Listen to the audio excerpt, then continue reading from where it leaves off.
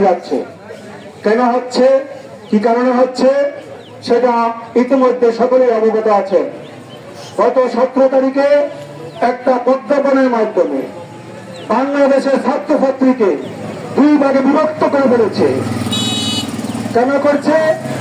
কিছু কুচক্রী মহলের সিদ্ধান্তে, তাদের পরামর্শে আজকের এই সিদ্ধান্ত নিয়েছে সরকার। তাদের এই সিদ্ধান্তকে আমরা দৃঢ়ভাবে প্রত্যাখ্যান করছি।